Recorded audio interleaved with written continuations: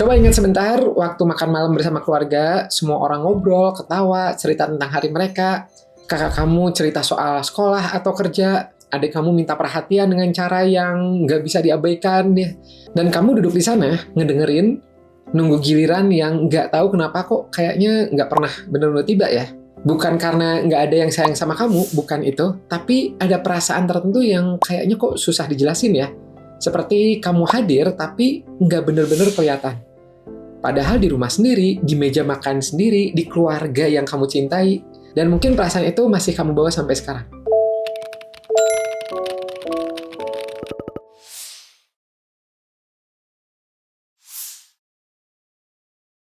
Nah, kalau misalnya kamu merasakan, kamu ngangguk pelan, ya saat ngedenger itu kamu tidak lebay, dan kamu nggak sedang mencari perhatian. Banyak di luar sana anak tengah yang baru menyadari ini ketika mereka itu sudah dewasa. Ada yang baru sadar saat waktu tiba-tiba nangis ya nonton film keluarga. Ada yang baru sadar saat pasangannya bilang, kamu itu susah banget sih minta tolong. Ada yang bahkan nggak sadar sama sekali. Hanya ngerasa ada sesuatu yang kurang tapi nggak tahu dari mana asalnya.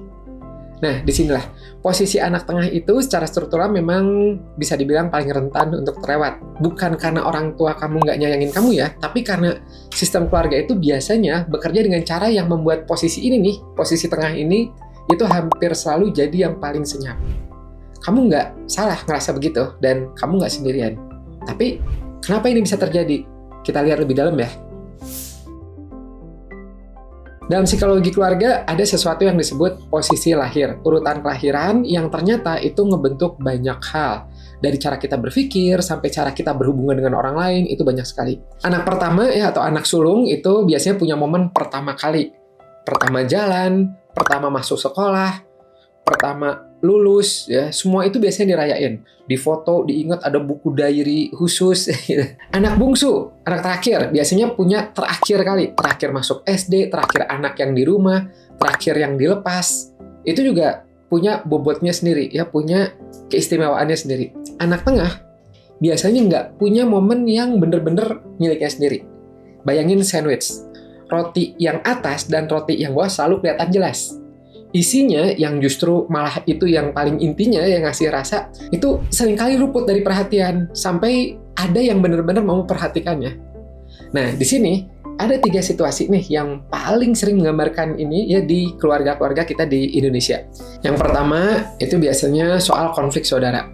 Jadi saat kakak dan adik bertengkar, anak tengah seringkali jadi penengah. Bukan karena dipilih, bukan karena dianggap paling bijak, tapi karena nggak ada yang secara alami membelanya. Jadi ia belajar sendiri untuk berdiri di tengah, menenangkan semua pihak, agar suasananya kembali damai. Yang kedua soal pencapaian. Biasanya prestasi anak sulung, anak pertama, dirayakan sebagai sebuah pertama kali yang bersejarah. Prestasi anak bungsu, tadi ya dirayakan karena, aduh si kecil udah bisa begitu. Prestasi anak tengah seringkali disambut dengan anggukan dan kata, bagus. Ya. Kemudian percakapan beralih ke bahasan-bahasan lainnya. Yang ketiga, soal narasi keluarga. Coba perhatikan foto-foto lama, cerita yang sering diulang ketika lebaran. Biasanya nih, ya siapa yang jadi tokoh utama? Kalau yang saya lihat, itu seringkali hampir selalu yang jadi tokoh itu kakak, anak pertama, atau adik, paling bungsu. Anak tengah hadir ya di momen itu, di foto itu, tapi biasanya jarang jadi bahan cerita. Nah, dari 3 situasi ini, anak tengah itu biasanya belajar sesuatu yang mungkin cukup berat. Untuk diperhatikan, mereka harus berguna. Tapi untuk tidak merepotkan, mereka harus diam. 2 hal yang sering bertabrakan dan keduanya harus dijalani setiap hari. Hasilnya, mereka tumbuh jadi orang yang luar biasa pandai membaca ruangan, membaca perasaan orang lain. Tapi di saat yang sama, bisa jadi mereka kesulitan mengungkapkan apa yang sebenarnya mereka sendiri butuhkan. Pelan-pelan, mereka belajar bahwa kehadiran mereka itu tidak perlu diumumkan. Cukup ada, cukup membantu, cukup diam. Nah, kalau pola ini sudah terbentuk sejak kecil, apa yang bisa kita lakukan sekarang? Langkah pertama, kenali dulu polanya. Jangan buru-buru ingin ngerubahnya. Banyak anak tengah yang udah dewasa, mereka biasanya nggak menyadari bahwa kebiasaan-kebiasaan kecil yang mereka lakukan itu punya akar yang dalam. Kebiasaan tidak minta tolong, meskipun jelas butuh bantuan.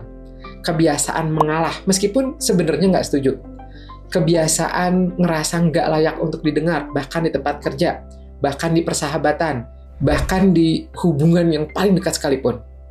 Nah, coba kamu tanya ya pada diri kamu sendiri dengan jujur. Kapan terakhir kamu ngerasa benar-benar didengar?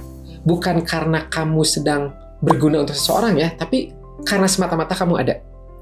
Kalau jawabannya butuh waktu lama untuk muncul, ya itu aja udah cukup jadi petunjuk tuh. Langkah kedua, bedakan antara identitas dan luka. Ini penting nih, ya. Karena banyak anak tengah itu yang biasanya salah memahami dalam diri sendiri di sini. Menjadi penengah itu bukan kelemahan. Peka terhadap orang lain itu bukan cacat. Itu semua adalah kekuatan nyata yang tumbuh dari tempat yang nggak mudah. Dan itu bagus. Tapi ada pertanyaan yang perlu kamu jawab dengan jujur. Apakah kamu melakukan semua itu karena memang kamu ingin? Atau karena kamu takut? Takut diabaikan? Takut dianggap merepotkan? Takut kehadiran kamu nggak cukup berharga kalau kamu nggak memberikan sesuatu? Kalau jawabannya itu adalah rasa takut, bukan pilihan, maka itu bukan identitas kamu. Bisa jadi itu indikasi ada luka yang lama yang berpura-pura jadi kepribadian kamu, jadi karakter kamu. Nah, kamu kenali dulu itu. Langkah ketiga, belajar menyebut kebutuhan kamu dengan suara yang jelas. Biasanya, anak tengah itu cukup sering bicara dalam bahasa kode. Mereka berharap orang lain nebak. Mereka ngasih sinyal halus dan berharap ada yang nangkep. Dan ketika nggak ada yang nangkep, mereka menyimpulkan, memang nggak ada yang peduli sama saya. Padahal masalahnya bukan di situ. Bukan orang nggak peduli. Bisa jadi masalahnya adalah dulu tidak pernah ada yang mengajari bahwa meminta itu boleh. Bahwa bilang, aku butuh ini. Itu bukan hal yang memalukan. Itu tidak apa-apa. Mulai dari yang kecil, pilih satu orang yang kamu percaya dan coba bilang langsung. Bukan lewat kode ya, bukan lewat bahasa isyarat. Apa yang kamu butuhkan hari ini? Satu hal aja. Itu aja udah cukup sebagai latihan. Langkah keempat, coba kamu tulis ulang cerita tentang diri kamu. Selama ini mungkin kamu menceritakan diri kamu sebagai seorang yang selalu terlupakan, yang tidak pernah jadi prioritas, yang selalu ada di tengah tapi nggak pernah benar-benar di depan. Coba ganti cerita itu, ya bukan dengan menyangkal rasa sakitnya, tapi dengan menambah bagian yang selama ini terlewat, bahwa kamu adalah orang yang belajar menjadi kuat di tempat-tempat yang paling sunyi. Bahwa kemampuan kamu ngebaca orang, ngejaga harmonisasi, dan bertahan tanpa banyak bicara, itu bukan sesuatu yang datang gitu aja, yang datang gratis. Itu adalah yang kamu bangun, kamu latih perlahan dari pengalaman yang memang nggak mudah. Dan untuk mulai proses itu, coba kamu ambil waktu sejenak untuk nulis. Pertanyaan yang sederhana tapi dalam banget. Tulis kayak gini. Apa satu hal yang dulu aku butuhkan tapi tidak pernah aku minta? Dan apakah aku masih membutuhkannya sekarang?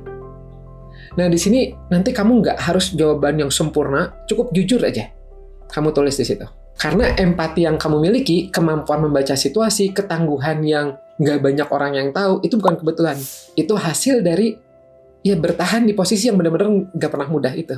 Sebenarnya semua orang itu pernah ngerasa nggak terlihat di suatu titik dalam hidup mereka. Cuman biasanya anak tengah itu mengawalinya biasanya merasakannya lebih awal dan lebih sering. Dan mungkin selama ini kamu nggak butuh lebih banyak perhatian dari orang. Kamu hanya butuh satu orang tapi yang benar-benar ngelihat kamu. Dan hari ini semoga kamu mulai bisa menjadi orang itu untuk diri kamu sendiri. Kalau video ini menyentuh sesuatu dalam diri kamu, tulis di komentar ya. Kamu anak tengah atau punya cerita tentang merasa nggak terlihat di dalam keluarga kamu, saya ingin bacanya. Dan kalau misalnya kamu ingin mengenal pola diri kamu lebih dalam, kadang cara yang paling jujur itu untuk memahami diri itu bukan dari kata-kata, tapi lewat tanda-tanda kecil yang kita tinggalkan tanpa sadar. Cara kita duduk, cara kita bicara, cara kita ngambil gelas, cara kita nulis. Nah, kalau misalnya kamu pengen tahu apa sih yang tersirat dari tulisan kamu bisa belajar gratis di grafologiindonesia.com/gratis. Di situ juga ada tes grafologinya. Kalau misalnya kamu pengen tahu apa potensi kamu, kelebihan kamu, hambatan kamu, itu bisa dites tulisan tangan kamu di grafologiindonesia.com/tes-grafologi. Semoga saja dengan kamu mengenal diri kamu lebih baik, kamu bisa berkembang lebih optimal lagi. Semoga bermanfaat. Saya Afif dan sampai jumpa di video berikutnya. Bye-bye.